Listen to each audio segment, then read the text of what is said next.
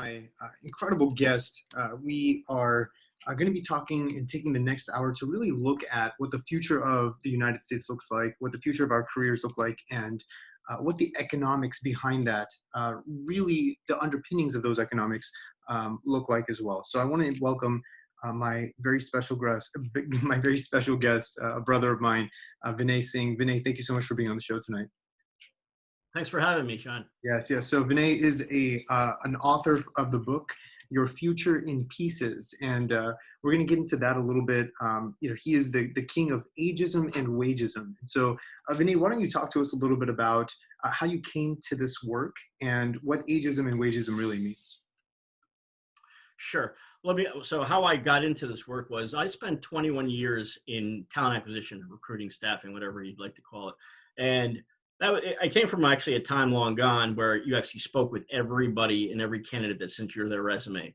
So I'm sure your audience is like, wow, really? Every single person that sent their resume. So that's how I got into this and how I was able to come up with the advocacy that I've now created. But you asked, what is ageism? So bottom line, it's prejudice and discrimination on the grounds of somebody's age.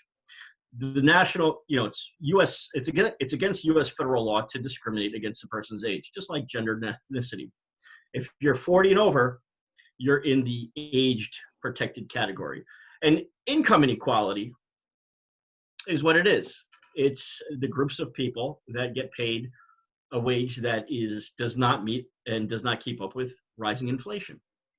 Right, absolutely. We look at the future of this country and how we value human lives, human experience, and the things that kind of drive us forward in terms of our fulfillment and our purpose. And I think a lot of our show really revolves around those types of things. And I couldn't think of a better guest than you to kind of bring on this heavy topic to look at what the future of our careers really look at.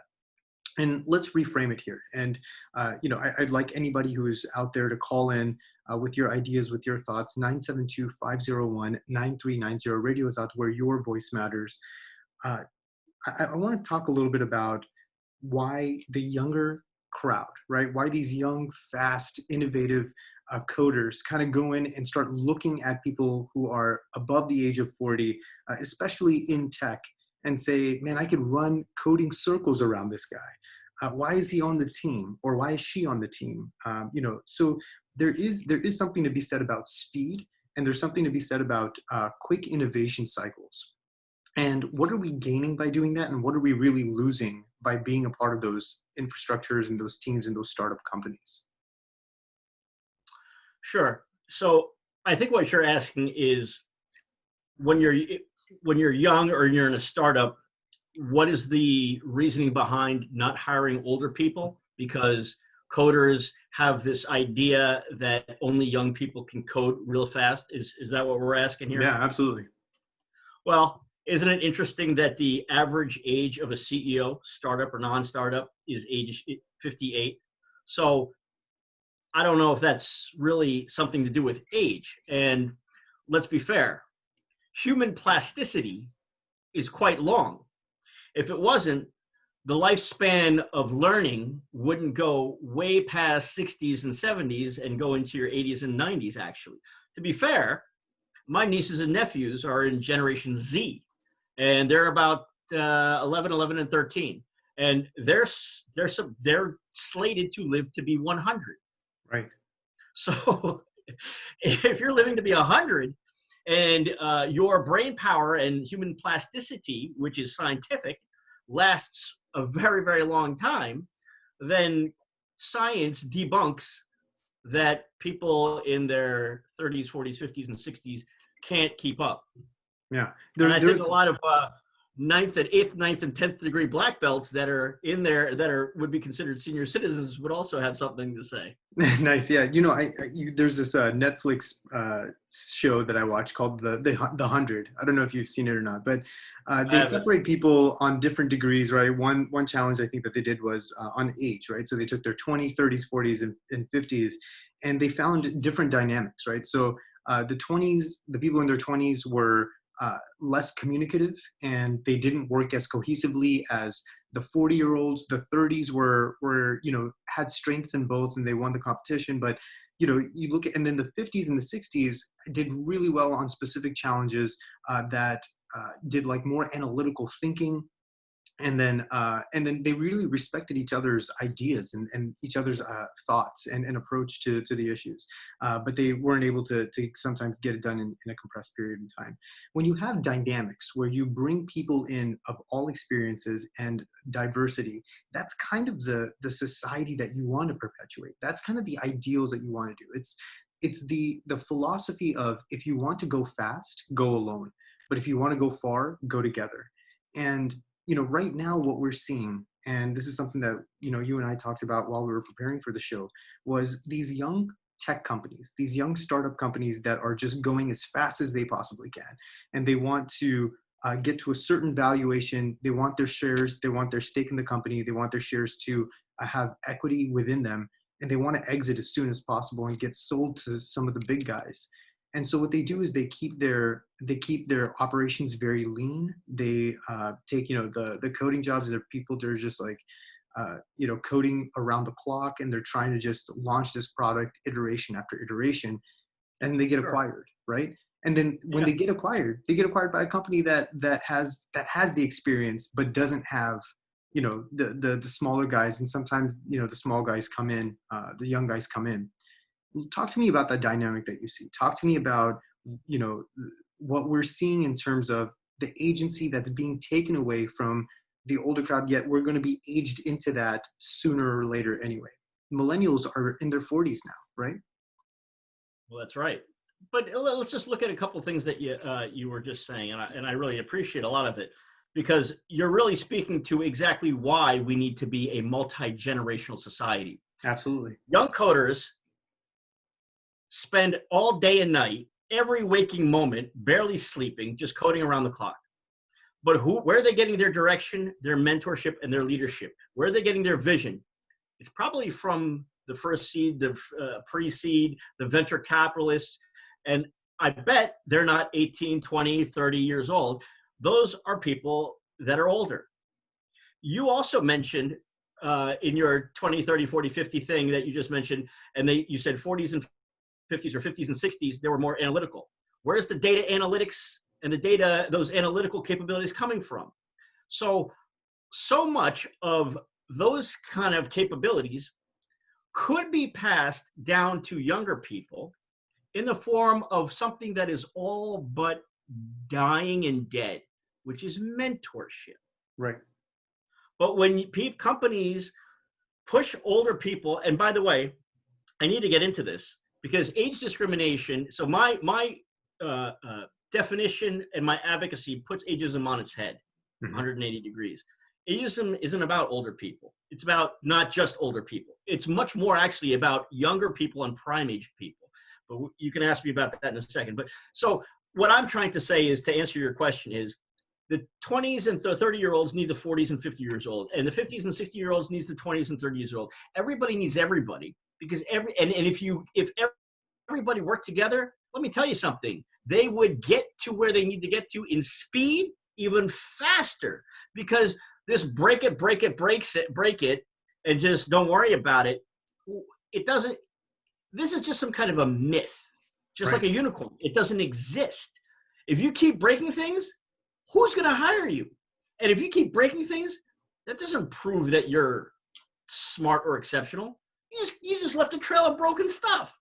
Well, and there's something to be said about constantly breaking things and going fast as well. But the I didn't say valuation. anything about going fast. You got to go fast. Yeah. But I mean, in breaking things break but breaking things also creates that experience that you need, right? And people who have broken things, there's so much value to that experience as well, that you can avoid so many things in breaking those same exact rules or product launches or whatever and what have you. A lot of the valuations come from financial institutions, and the financial institutions, when they're valuating your company and you're so eager to exit as quickly as possible, and you don't mature your company with the right leadership, you're leaving a lot of money on the table. And so I think there's something to be said about that as well. And what we're going to do is we're going to take a quick break. We're going to take a quick song break. And this is a song that inspires you, Vinay.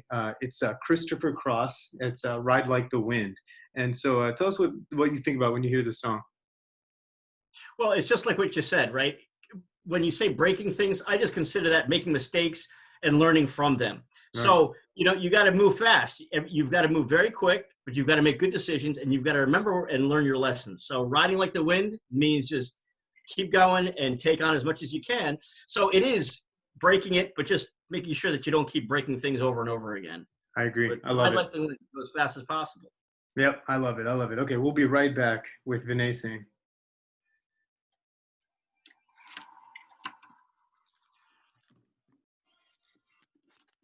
Good so far. So I feel like I'm a little off right now, but it's okay. Like I need to get back into the 41 million and talking a little bit about the economy. So we are back with our guest, Vinay Singh, author, social justice advocate, and really like the king of ageism and wageism. And, Vinay, I want to kind of talk a little bit about the economy and how we recently just got a full V-shaped recovery. The stock market did. And we're looking at 41 million out of jobs. This was the same number, same peaks as we saw in the Great Depression. As quickly as jobs were furloughed and released, we did not make that same recovery from a job standpoint. And so, we're looking at the gig economy, and we're seeing that, traditional jobs are not what they used to be. Whereas, you had healthcare coverage, you had so many benefits that were associated with the work that you did. Now you're moving this very aggressively toward the gig economy, where you leave a lot of people vulnerable. And so, Vinay, I want to talk a little bit about, where we're going as a society and where you see the gig economy going, and what is that beneficial to us as a people, or do you think we need to kind of be a little bit more forewarned here? Yeah, that's a great question, Sean. So let's just understand what a gig economy is. That means a consulting economy, because a gig worker is just a consultant. Now, I don't know many people. What is a gig worker or consultant? They work on an hourly rate. That means they can be fired at any hour of any given day. I don't know how many people like that. There's no career ladder. There's no benefits. There's no bonuses or stock options. You can't, if you get hurt at work, in some states, you can't even sue. So I don't know many colleagues of mine that look forward to not having a career ladder and a career growth, understanding where they're going. I don't know many people that really look forward to going to work and wondering if they're going to be fired on that day. No security. I don't know many people that don't enjoy having a full benefits package and a 10 to 20% bonus when at the end of the year because of their hard work.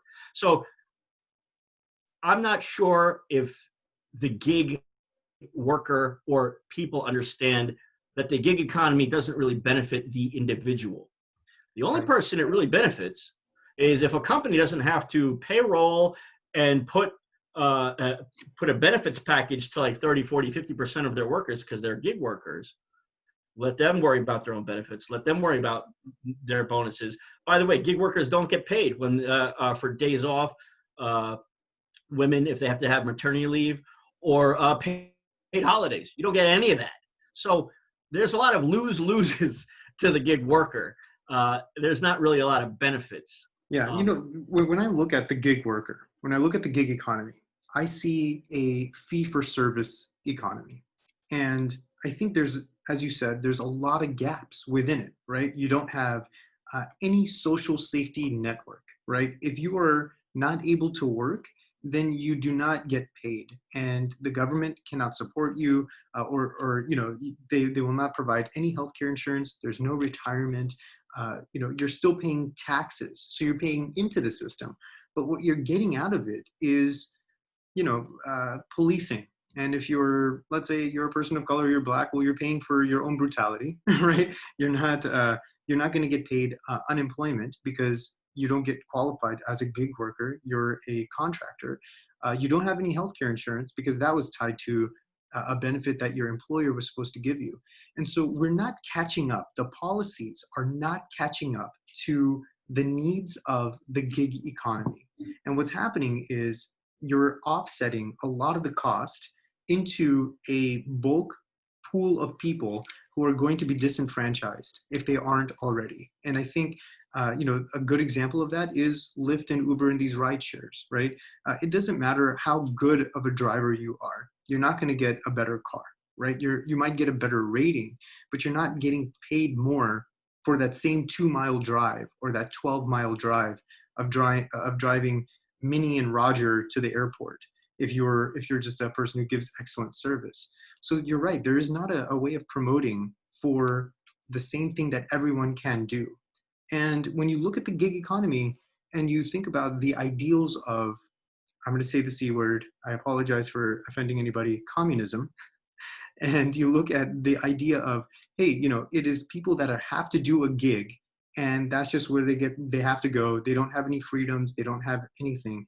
Well, at least they get, healthcare coverage, right? At least they get certain benefits. And I think we're going to see this really be taxing on the gig economy, right? And our brothers and sisters and our fellow Americans who are going to fall into this pool and get stuck and not find agency or a way out of it. Well, I can say that I've placed a lot of people throughout my career. And early in my career, it was always two kinds of people. You were either a permanent consultant, and so you had multiple, temporary opportunities and jobs, consulting gigs, or you were a full-time person. Of course, then the dot-com crash happened. Then the Great Recession happened. And so you fast forward to even just 10 years ago, but today, and you've got just a mix of full-time and gig working, because global recessions tend to happen like every now 8 to 10 years, right, consistently. We've had 3 now, including COVID, which we can talk about. So that's 3 in 20 years, major global recessions, or at least national recessions, right? We'll stick on national. And every time this happens, companies have lay off a lot of people, and so there's a lot more people in society that is not working, which lowers the compensation down, people's worth. It happens every single time. I watched it during the dot-com, and I watched it during the Great Recession. So I watched the rebalancing and recalibration to the detriment of mass society. Quite frankly, the bottom 90%, 80 to 90%, which is why people's salaries and compensation never keeps up with inflation. So companies, but the important thing here is, even during recessions, productivity is strong. When times are good, productivity is high. When times are bad, productivity is relatively high. Right. Where does all that money go to? It really only goes to the executive class and shareholders. Exactly.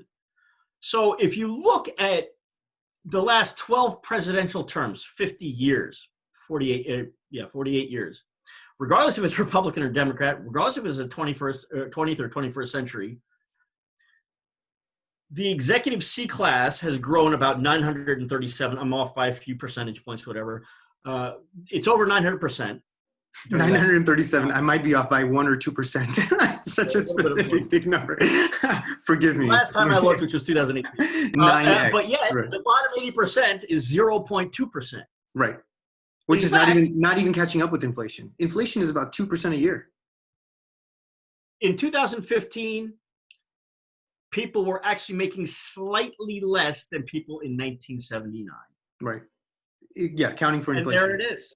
Yep. So absolutely. When we come back to the gig worker, this is not good for our overall society. Really, the country does not win. Just a very, very, very small amount of people win, to the detriment of the vast majority of society, but more importantly, the entire country as a whole. And that's what you've got.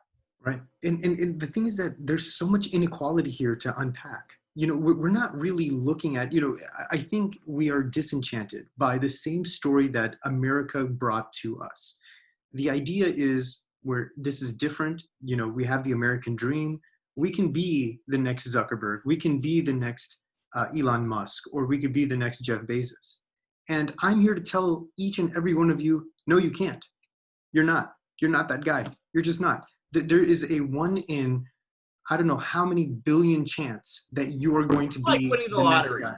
No. Yeah, way beyond winning the lottery. You're not going to win because there's so many smart people out there that can't get the funding, that are not of the same color, that don't have the agency, whatever it might be. So whatever you think that this quote unquote fair society is, you know, and I don't mind capitalism. I love capitalism. For the people that want to, you know, bust their behinds and innovate, and they love doing the work, and they just want to pour their entire existence into that, into creating something of value, you should be compensated more. And the market should tell you, hey, you're doing a great job, keep doing what you're doing, right? The problem is most people are not going to get there. We're going to then live in a society where we have very deeply marginalized people on one side, and very, very wealthy people that are making all the rules and keeping the door shut behind them on the other side. So your That's right. chances of getting to where Zuckerberg or, you know, Jeff Bezos might be is nil, because Zuckerberg or Bezos is going to buy your company. They're going to devalue your company, and they're going to buy your company before it even gets close to that, because they're not going to let you in with any market share. It's very difficult to do that. I mean, right now we have like Wish versus Amazon, right? So that might be something that we can talk about. But on the whole, it's a very different society and a very different idea that we think can happen with capitalism. But there's so many holes, and we're leaving everybody behind. The middle class, as you can see with your own eyes, Vinay, is collapsing before our eyes. And you know, I'm gonna pass it to you here. Vinay, what does it mean when there's little to no middle class in the United States? What does that mean to quality of life? What does that mean to society in general, in your opinion? Well, yeah, so thank you. And I love that. That's a great segue, because the cover image of my book, I have a Statue of Liberty, and half of it is like apocalyptic side, which the Statue of Liberty is all cracked. And you will see in the water, there's 3 words, and one of them is vulture capitalism. Right. That is very different than democratic capitalism, Right. which is fair and just. Let's talk about vulture capitalism. Define it for us, please. Like, this is such an important topic. There is a very, very famous movie called Wall Street, where Michael Douglas says, greed is good. And that is an example of vulture capitalism. Greed is not good. It's never good. It's unjust. And if there's 10 people that work in a company, and they're all doing different jobs, but everybody is doing a share, might not be equal, but a share percentage of work that results in the overall productivity, then everybody should get that fair share. But vulture capitalism is no. One person gets all the share, and everybody else that did their job in producing gets nothing. And we celebrate it. That's the crazy part. We celebrate it. Is we say, oh my gosh, this guy has all the share. Maybe one day I can get all the share too. No, you can't. He will not let you get that share unless it's a completely different broken industry that you've never broken into, and you're re-innovating it. That is not the American dream, where Absolutely. one person gets everything and it is unjust. And I saw a statistic. It wasn't recent. It was actually a couple of years ago. I can only imagine it's even worse. But 50% of Generation Z, which is it's the people from ages 4 to 24. So it's the people that are entering the workforce for the last couple of years. 50% believe the American dream does not exist. Why isn't that a bigger talking point for every human being in America? That means your children or you. 50% don't believe in the American. how is that not a terrible thing that we're not trying to solve and fix? I agree. So, Vinay, we're going to take a quick commercial break. Call us at the studio. Tell us what your thoughts, your ideas, your opinions. Join us in the Zoom room, 972-501-9390. We're going to take a quick commercial break. Look at doing something about it today. If we do not move social justice and give a spotlight and highlight the radical inequalities in ageism and wageism, if we don't look at those things, we're definitely going to be on the wrong side of history here.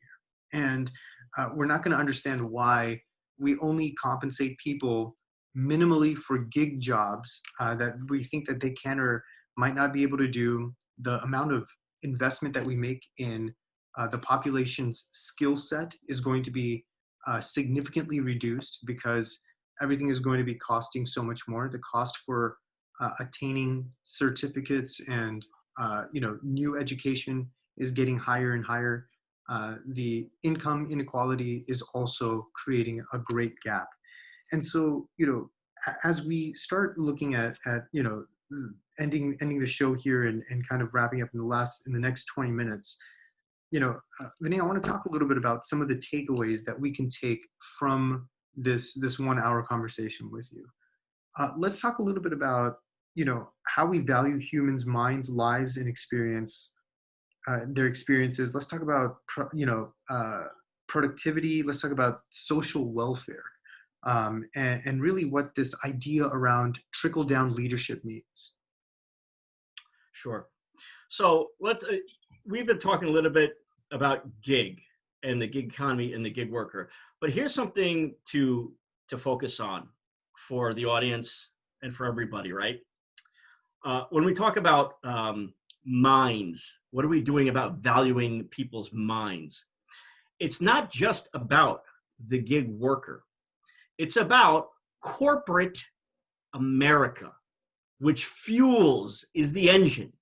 So employees, gig worker or not gig worker, actual employees, the people that are in the age bracket of 40 to 45, which is now millennial and Gen X, 66% of these people, college educated in all American cities, 66% fear for their careers. Employees. Why? This jumps to over 90%, which is millennials, Gen X, and boomer. 90% once you hit age 50. Can you even imagine that? So if you're 38 or 37 and you hear that in a few years you're in a 66% category, 2 out of 3 people in the country fear for their careers, what are you going to do about it? That's going to be you. And fast forward, think about how fast, Sean, we all say, my God, this year went by so quick. Yeah, it goes by real quick. So if you're 38, in 10 years, you'll be 48. That means you're knocking on 50. You're still very young. Chances are you could be 100. Yeah. So but what do we do? 90% of people fear for their career. What do we do? How do we stay proactive? Because, I think everyone's seeing the writing on the wall. This is the same thing as climate change, right? It's not that you see the earth warming up today, even though a lot of us do feel these impacts and effects immediately. And we're seeing this ice melt and all this stuff, but we don't really see the long-term effect, right? Because we haven't gotten to 50 yet. We don't have that, a lot of us are at the prime of our career. We feel like this can go on forever. We're just living on that dream. How do we recreate this perspective to say, I'm inevitably going to age, and the last 12 years went by in a flash. The next 12 years is also going to be just as fast. And I'm going to have my experience, but I might not have a job at the end of it. How do I stay proactive around that? So the people need to wrap their heads around this. In some of the biggest high-tech cities like San Francisco or New York, age discrimination starts now at 35. That's a fact. Yeah. So wrap your head around that. Get involved. The time is now. Why? Yeah. Well, I mean, it's pretty simple, right? The lower you keep paying people, the more money goes to the top. Exactly. Say it again. Amen. Amen. Say it one more time. How about this? During the COVID crisis to this date, in the last 75 days, The 0.1% made 474 billion. Yep. You did not hear that wrong. The bottom 95% made little to nothing or lost. Lost their jobs. They got furloughed. They Lost got everything. nothing. A lot of people lost everything. This is such an important aspect to drive home. If you heard or learned nothing from the show so far, this is the thing that you must pay attention to.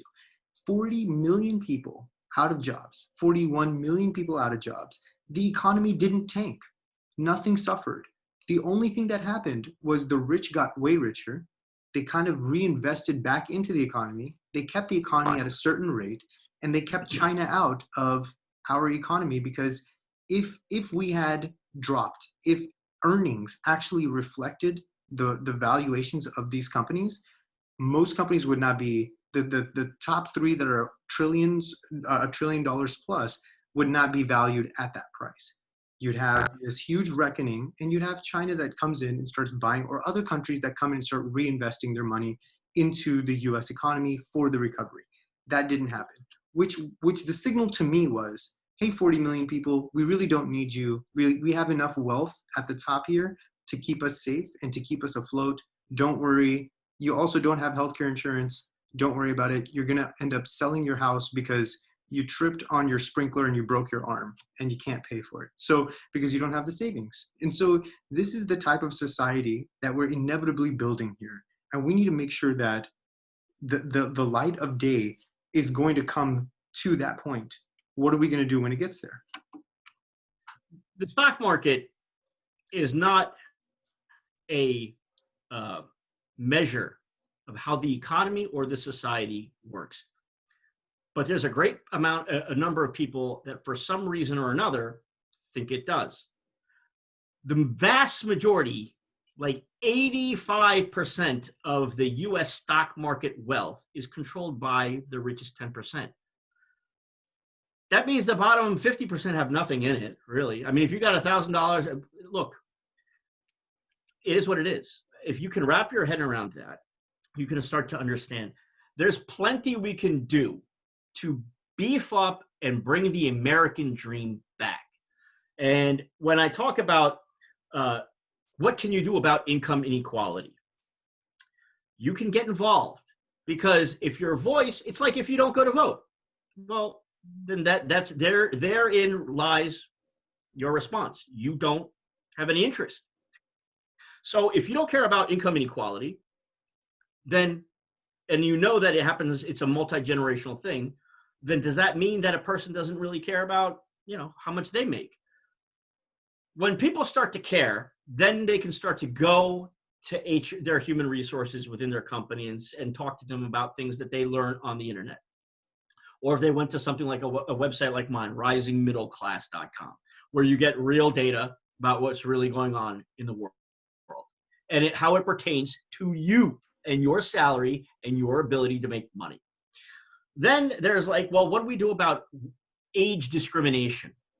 Age discrimination is like gender discrimination. It's bad and it hurts a lot of people. It's just the same as ethnic discrimination. It's bad and it hurts a lot of people. Age discrimination, though, hurts gender and ethnic people because, quite frankly, it doesn't see color or gender. All you got to do is get around 35, 40, and chances are excellent it's going to come for you. So that's not too comfortable to think about, is it? So stop discriminating against age, because guess what?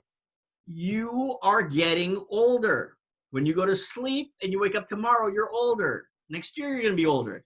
You're only hurting yourself. I agree. And, I think when we look at the dynamics of what the gig economy is doing, the gig economy is expanding like as fast as space is at this point. And everyone is falling into the gap of the gig economy. And that's because, number one, the reason why people fall into the gig economy, number one, is because they are either unemployed or underemployed, which means they're trying to make more money because they're not getting compensated fairly. If you ask your Uber or Lyft drivers what they do, a lot of them have great jobs. They got MBAs. They're project managers. They're managing teams and they're doing some great work. and their companies are being evaluated pretty high, yet they're sitting there and trying to make ends meet still because the rent that they're paying is too high. There's a lot of inconsiderations within that. Once they fall into that category, right? You're not really getting out of that. It's a holding pattern because your expenses are your expenses. Everything is getting more expensive. Everything's becoming more convenient, and then you're not able to save the amount of money. It's almost like these apps like Mint and your banking apps and all that stuff that tell you exactly where you're spending your money. It's not really changing and driving behavioral change because No. your decisions, the decisions that you make, the way that you gain pleasure, the way that you like to spend is going to be the way that you spend. Cheap people are going to be cheap, spendthrift people are going to be spendthrift, whatever it is, right? We have had chances previously to fix it. We've seen this come down. We saw the end of, we saw the light at the end of the tunnel, and we said no, we don't care. The example I'll give to everybody is Obamacare. When we said we are going to have young, healthy people invest into a healthcare structure to get everybody lower rates so that we can take care of the people who are sick, young people said, not me. I can't even afford it. I got all this school debt. I'm not going to do that. So we have to figure out where we're going to go with this because and this is, Vinay, going to be an ongoing discussion with you and I. I hope to have you back here in the next few weeks to talk a little bit more about this. But, with the behavioral patterns that we've exhibited in the past, with climate change, with healthcare, with everything, how do we create that decision making? How do we discern that decision moving forward? And if you want to be a part of the conversation after the show is over, hashtag age and wage, and you'll get myself and especially Vinay, who's watching that hashtag everywhere. And it's essentially his hashtag. So age and wage, and throw some opinions. But, Vinay, I want to throw it to you. Tell us what you think and how we can kind of prepare for this. I think that it's time for real leadership and not just saying it and talking about it. It's time to look at what leadership has done, which has done not that great of a job. So leadership needs to be either re-educated or we need new leadership. That's it. Or we become the leaders. Like the idea is, you mentioned this earlier in the show. You said you talked to your HR team about the things that you've learned. This is where you take agency. You learn about the age and wage discrimination of the United States, how it's been going on for decades, and we're now at a breaking point. So it's not only climate change, it's not only all these things, it's definitely age and wage. And so you have to take this agency and change your leadership's mind. 100%, because the bottom line is nothing will change, as it has not. We've already said 12 presidential terms, unless people start to voice their opinion. Look what happens when people voice their opinion. They can make change. We're watching it right now. So if you care enough about your future, your children's future, start caring about income generation and the ability to retire and having the American dream, then the time is right this moment. No matter what age you are, there is a reason why you should care about not age discriminating and being ageist, because chances are it's either you right now or it's going to be you tomorrow, if you will, and income inequality. Because it's not a great thing to know that the American dream is lost, and lost for the young generations. So people need to voice their opinion. Get active. Yeah. Join movements like my new nonprofit, the Age and Wage Initiative. It's going to be called Age and Wage Squared. I'm going to be doing things about it. Yeah. Public servants, talk to your local officials. What are the companies in your local area doing about it? Are they discriminating? Because ageism runs rampant. It's against U.S. federal law. Companies break it. Are you working at a company that breaks U.S. federal law by age discriminating? And if you're younger, are they discriminating against people like your parents? Think about that. Right. It's a different way of looking at it. Well, and it's also, ask yourself, if you're in your 20s and 30s, or 40s, ask yourself how secure your parents are in their retirement today. Do they have their house paid off? Do they have a pension? Do they have a 401k? And how secure are they? Because more than 60% have absolutely no savings at retirement. And I Nothing. guarantee you, you will not either. No matter how rich you think you are, no matter how much money you think you have, you're not going to be able to, unless you are at, top 5% and you're very well vested and you're a very disciplined investor and you're not going to pull out of the market when things go awry or whatever, and you stick right through it and you follow the rule of 72 and you've been there for a long time, that's the only way you're going to get out of this. The rest of the 95% of people are going to struggle through retirement. So I think one thing that we need to think about is social welfare and upstream impacts. If we are not looking to serve our brother and create a social network where we protect our fellow brothers and sisters, Americans, from this gap in inequality and use our tax money to refund programs to help our communities, we're not going to get there. That's number one. The second is, and I know that we kind of wanted to stay away from this, Vinay, but I'm still going to go into it because it's my show. That's what we do.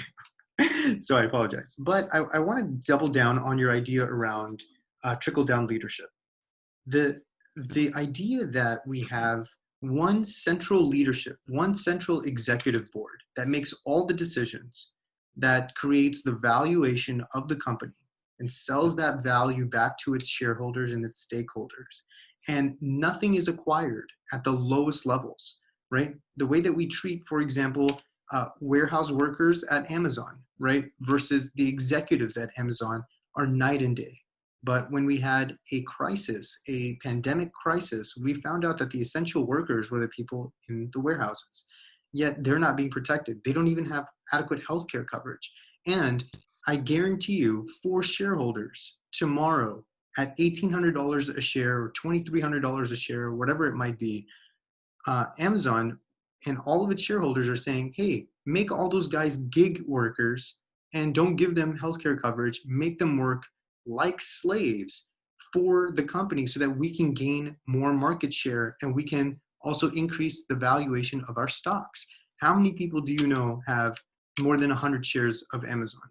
I don't, right? I A don't lot of think many money. people do. It's a lot of money. And so you look at this and you're just like, man, what is this country doing? What is this country coming to? And why am I perpetuating this? And the two ways that we can make our voices very clear, as Vinay said, number one is voting, but number two is where we spend our money. It's very important that every single time you're buying something from Target, Walmart, Amazon, whatever it might be, and you're choosing a convenient button, what does that mean to the downstream social welfare impacts of this country and the economy of this country? That's what we need to start paying attention to. Yeah. Well, I just want to also mention it's not just the lower levels, like you had said, Sean. It is the senior people. It's the lower level management. It's even the middle level management. It is a massive, massive bottom 80%. That includes a lot of people that are in the middle class. The middle class is still big. It's eroding, but it's still big.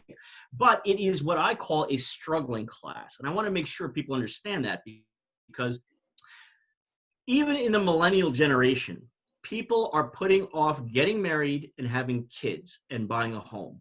Why? It's not just lower level and poverty level that is struggling. Middle class is struggling. It's the bottom 80% of America is in struggling class. And that's because income and wages don't keep up with cost of living. So if you're in San Francisco and you're husband and wife or boyfriend and girlfriend or fiancés, and you're both working, and one's working at one of the FANG tech companies and another one's working at another good Fortune 2000 company or medium-sized company. Both have good jobs, white-collar jobs. You're still probably in a struggling class. And just think about what we're doing to our own society. We're making people choose between going to work and having children between buying a home because that's part of the American dream and not because you don't know which one of you are going to get laid off in the near future, or, oh no, my boyfriend or my fiance is turning 39. He's probably going to get fired Right. for being 39. Right. So this is what we've done to our society. This is not a better way of living. Ultimately, it's the people that need to stop glamorizing and putting greed on a pedestal, because greed is not good. Right. And that's the most incredible takeaway, right? Hashtag age and wage. Vinay, I want to thank you so much for being on the show today. I think we went through a lot of good ideas. I can't wait to have you back and continue the discussion with you. I think there's a lot to unpack here, and we do have agency in what we want to see moving forward. And I want to make sure that and reiterate that although a gig economy is a great economy, it's a good way of finding resources quickly. What we're losing in that convenience is a lot. And we're not giving the right proper social safety network to our communities in order to perpetuate good behavior. Because once you get discerned, and the reason why nobody cares about, for example, like we talked about climate change, the reason why nobody cares about climate change in the car they drive is because they can't afford a fuel efficient car, or they can't afford to, change their lifestyle, or they don't, they have very few pleasures in life. So they want to eat as much cow as they can and they don't really care, right? When you have agency and you have a social safety network, you then have the ability to make changes in your own life and then impact changes positively for other people as well. And that agency is slowly deteriorating. It is systematically deteriorating strategically away from you so that you can make the decisions that you make and you don't have agency to make proper changes in creating this social safety network. What Jeff Bezos is doing with his $1 trillion, he wants to do things like go into space. The company he owns is Amazon. He's not trying to save the rainforest. He wants to go to outer space. So these are things that we really need to take a deep, hard look at before we go our own way. So I'm going to play this last song for you. Vinay, I can't thank you enough for being on the show tonight. Thanks for having me. Yes, absolutely. And we'll be right back after Go Your Own Way, and we'll let you guys go.